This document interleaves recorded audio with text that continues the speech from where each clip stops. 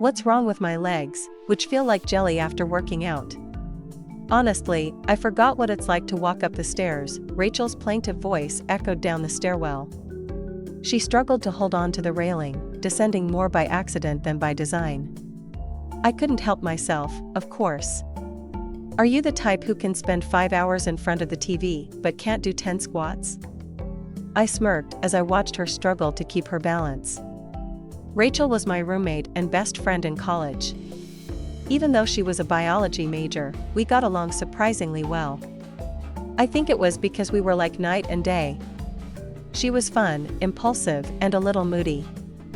I was Bill Harper, an innovative engineer, a natural perfectionist, and a little indecisive when it came to feelings.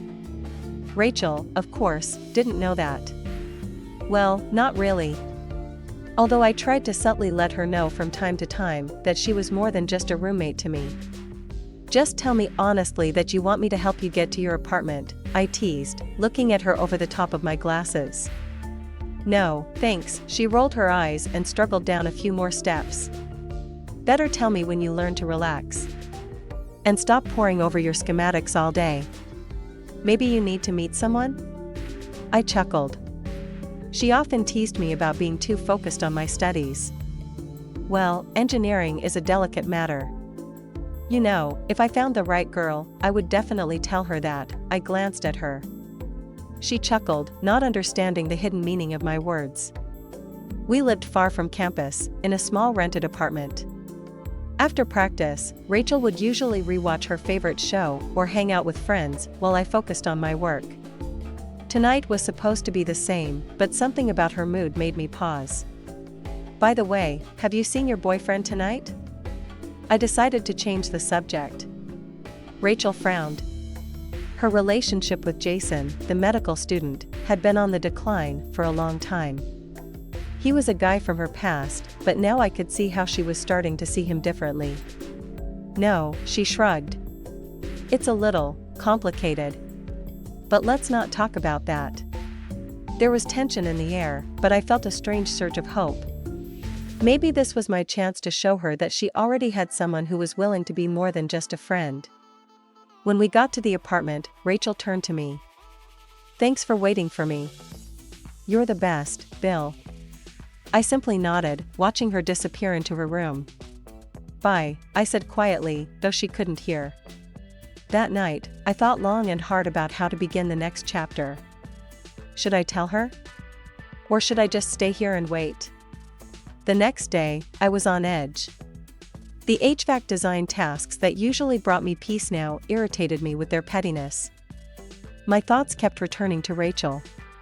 She walked into the kitchen around noon, sleepy, wearing a wrinkled t-shirt and a mocking smile on her face. Morning, genius. Until 3 again, she stretched, looking at me with half-closed eyes. What can I do? Your snoring is making it hard to concentrate, I teased, hiding my smile behind my coffee. She snorted, sitting down at the table. Very funny. Tell me how you spend your evenings, besides plotting how to conquer the world. I almost blurted out, thinking about you. But I held back. Doing important things. What about you? Have you been watching your latest season of Scandal? No, she sighed. Thinking about Jason. He texted me yesterday. He wanted to hang out. The confession was like a punch to the gut. I couldn't hide the slight irritation in my voice. And what did you tell him? Nothing. Bye. I think maybe we should talk. You know, he's a nice guy, but I feel like we're in different worlds. My head was screaming, yeah, you two aren't right for each other. But I just nodded, trying to sound unconcerned. Maybe you should listen to your feelings instead of what should be, I said, hoping she'd get the hint. She looked at me thoughtfully, as if weighing my words. Maybe, she murmured. There was a frat party on campus the following week, and to my surprise, Rachel insisted I go. I usually avoided such events, preferring to stay home and draw. But her sparkling eyes and the promise of a nice evening made me agree. When we walked into the room, she looked incredible. The Rachel I was used to seeing with her clothes stretched out and her hair disheveled had been transformed. Her dress accentuated every line, and the lights played in her hair. I couldn't look away. The evening started off quietly, but soon Jason appeared on the horizon. He walked up to Rachel, smiling as if nothing had happened. She smiled back, but I noticed her fingers tighten slightly. "Hi, Rachel. You look great," he said, ignoring me. "Thanks, Jason," she replied, and I felt anger rising inside me. I turned away, not wanting to see their conversation. Instead, I went out onto the terrace to get some fresh air. A few minutes later, I heard her voice behind me. "Bill, are you okay? You left so suddenly." I turned around, trying to hide my emotions. "I'm fine. I just needed some quiet time." She came closer, looking at me intently. "You don't believe that Jason and I are serious, do you?" My heart stopped. She just pushed me to be honest. "Rachel, to be honest, I never thought he was worthy of you. And I'm not sure I can keep quiet any longer." Her eyes widened. "What are you trying to say?" "I want to tell you that you deserve more. Someone who will love you not because you are convenient, but because you are who you are." "Rachel, Before I could finish, she stepped towards me and placed her hand on mine. "You? I love you," I breathed out, feeling a huge weight lift off my shoulders. She stood there silently, then smiled and squeezed my hand tighter. "You have no idea how long I've been waiting for you to say that." After that night, everything changed. Our usual morning gatherings in the kitchen became filled with new emotions. Simple conversations turned into endless glances, hints, and touches. Rachel seemed to glow from within, and I found myself wanting to spend more and more time with her. But reality was waiting for us. Final exams and projects threatened to consume all of our time. We both knew that relationships weren't just about walking under the stars, but being there for each other through thick and thin. One evening, after a particularly long day in the lab, I found Rachel sitting on the couch. Her face was tired, her eyes red from crying. "Hey, what's wrong?" I asked, sitting down next to her and wrapping my arm around her shoulders. "I'm just tired, Bill," she muttered. "This damn project is going wrong. I don't think I can handle it." I pulled her close, letting her bury her face in my chest. "You can do this, Rachel. You're the smartest, strongest girl I know. But even superheroes need their time." She looked at me gratefully. "Thank you for being here." As the semester drew to a close, our relationship began to feel the pressure. Rachel had been offered an internship at a prestigious company in San Francisco, and I was going to do research at a university lab. "We can do this, right?" she asked during one of our walks around campus. I stopped, looked her in the eyes, and squeezed her hand tightly. "Of course we can. I won't let you go, Rachel. But that doesn't mean it will be easy. Just know that I will always be there for you, even if we are apart."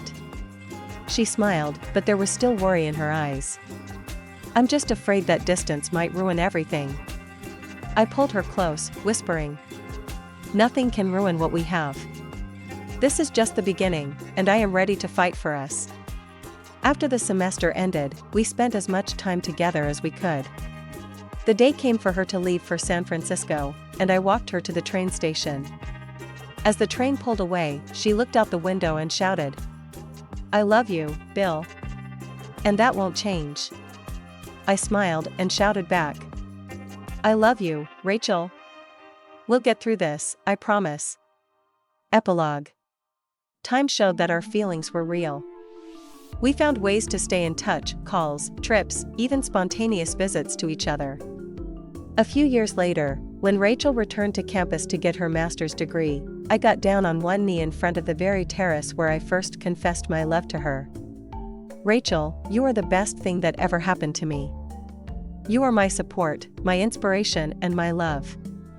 Will you be my wife?" Her eyes sparkled with tears. "Yes, Bill. You are mine forever." Thus began our life together, full of challenges, joy, and love. We proved that real feelings overcome any obstacles if both people are ready to fight for their happiness. Our wedding was small but magical. We held the ceremony on the very campus where our story began. Around us were our families, friends, and many memories. Rachel looked stunning in a simple but elegant white dress. I couldn't take my eyes off her, even during my own vows. Rachel, I promise to love you for the rest of my life, in good times and bad. You are my companion, my friend, and my forever. I will be with you as we write our story, one day at a time. Her vows were no less touching. Bill, you taught me to believe in myself and in us. You showed me that true love is a team, where we support each other. I promise to love you, believe in you, and walk with you for life. After our wedding, we decided that our ambitions could coexist. Rachel took a job in San Francisco, and I began a remote collaboration with a top engineer in Silicon Valley. Together, we rented an apartment overlooking the bay. Every morning began with a cup of coffee, long conversations, and plans for the future. But life is rarely smooth.